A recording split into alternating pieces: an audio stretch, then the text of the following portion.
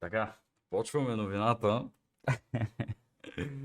за, за диджея, който не е искал да пусне на Джокович Луда по тебе.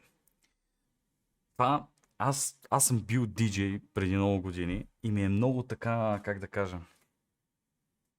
нали, като видя мои колеги как нямат луда по тебе и ми стана много гадно. И затова искам да гледаме, буквално това е цялата информация, която намерих за тази ситуация и ще ви я покажа. Много е забавно. Така че насладете се. No, no, to get married, man. To get married, I'm already married. I know, but that's what I'm saying. No, yeah, how to I wish, как се каже? Пожелавам. Пожелавам. Диджей, пробуди се. Диджей. Диджей. Слушай ме dobro, диджей, слушай ме. Яко. 2 sata sam na terenu. Nijednom nisi pustio luda po tebe. Nijednom. Буквално какво казва Джокович? 2 часа съм на терена, нито веднъж не си пуснал луда по тебе. Аре малко, аре стегни се. Ajde, bratko, pusti jednom. Пусни един път. Jednom samo. Виж го. Ето така изглежда човек, който няма луда по тебе. Разбирате ли? Който е диджей и няма луда по тебе. Ето така изглежда. Човека, който той в момента се чуди какво да прави, разбирате ли? По-добре е да беше взел един микрофон, да беше я пуснал през YouTube и да беше я надънил до края. Това ще да е доста добър powerplay. Защото го видях, че пуска на Nexus, т.е. за тия от вас, които не знаят, на Pioneer, най-вероятно, предполагам, че са Nexus, на Pioneer, които по принцип такъв тип диджей като този колега си имат предварителни плейлисти и са запаметени на флашки и съответно се слагат в Pioneer Nexus на флашки и така. Обаче винаги диджея трябва да е 2 хода напред, според мен. Винаги диджея трябва да е 2 хода напред. Винаги някой път може някой да ти иска някаква песен и ти да я нямаш. Затова трябва да си приготвиш до тебе някакъв лаптоп, който е вързан към пулта, за да можеш да реагираш веднага. Това е мое мнение. Така. Това е първото нещо. Дори да не е лаптоп, може да си носиш един телефон в тебе, който има интернет. Нищо повече не те интересува. Може да си споделиш, ако искаш от твоя телефон към другия телефон интернет, да имаш отворен YouTube. И когато някой нещо ти иска, винаги можеш да пуснеш тази песен. В този случай, това е пълен резил. Абсолютен резил.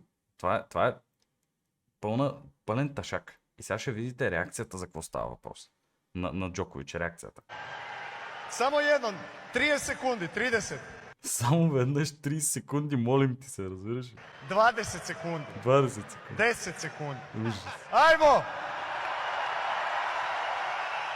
Ама колега, това не е смешно, разбираш ли? Не е смешно, братко. Не е смешно, напротив. Напротив. Ajde, ja sam, vidi, prigotkia se, ja se prigotkia 3 dana. 3 3 dana дена се приготвях da pevam luda po да tebe. пея Nemaš? луда по тебе. Немаше. Može neko ovdje da se poveže sa Bluetoothom? Ама това не е готино, бе, Se брат. poveže sa Това къде го правиш, според мен, не е готино, бе, човек. Bluetoothom. Ти не е сериозно това, бе, братко. Не е сериозно това. Съжалявам, не е сериозно. Ok, ajmo svi. 3, 2, 1. Luda po... Не виждам дали има лаптоп. Дали са вързани към лаптопа тия плеери. Ако са вързани към лаптоп и не е пуснал луда по тебе, какво правиш въобще там, бе, брат? tebe, se znaja, na živa rana, luda po tebe, nešto, igraješ, luda po tebe, stare, Ето е. živa rana, luda po tebe, i nešto za dušata, na dušata, idemo! Това е, бат. Джокович му направи партито на този диджей. Ти луд ли се ти поръчат луда по тебе и да я немаш, бе, бат. Ти си луд, бе, брат. Готини, но типично по български няма как всичко да е наред и на ниво. Абсолютно съм съгласен. нищо не е изпипано до последния детайл. Всичко е колкото да мине номера. Е така. Господин Мартин, толкова ли трудно ми беше да пуснете тази песен? Та един световен спортист качи клип как я пее и поиска да се изкефи заедно с пълната зала. Човек, това е скандално да нямаш която и да е песен. Има YouTube в момента. В смисъл, буквално влияш в YouTube, брат, ако не знаеш за съществуването на YouTube, нали? В смисъл. Да, разбрано. И продължаваме. Джокович, след като се е прибрал от матча, буквално го гаври. В смисъл, буквално го гаври. Луда по тебе, ще си остана, дори бе будя жива рана. Луда по тебе. Гаври го, чат.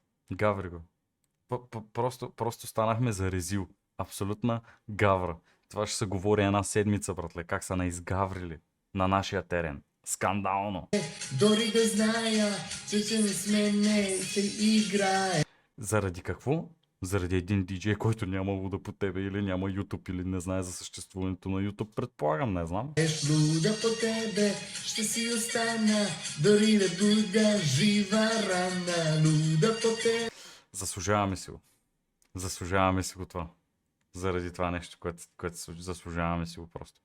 И естествено не стига, не свършва всичко до тук.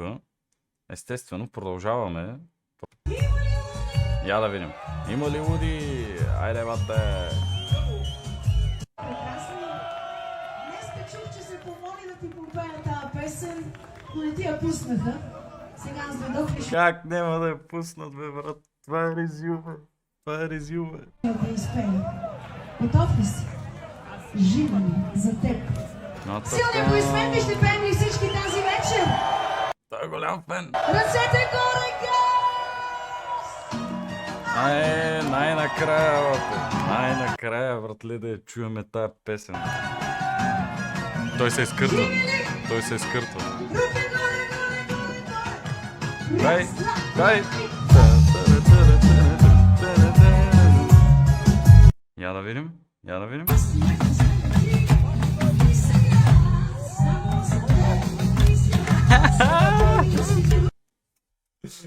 Езве. Езве. Поне му направиха кефа на човека, бе. Обаче тук станахме за резюва, човек. Не е сериозно това. Той се изкъртва, той се изкъртва. Той се изкъртва. Леле. Мале, тия песни. Дей, че почвам, допива ми се.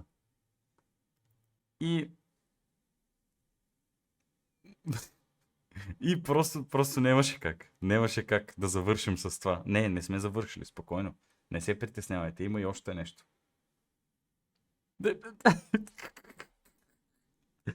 Нека погледнем този диджей и се смеем на неговото унижение. Ха.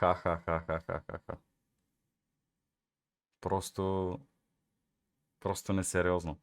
Пращат му YouTube линк на луда по тебе. Вземи, брат, да не ни излагаш повече.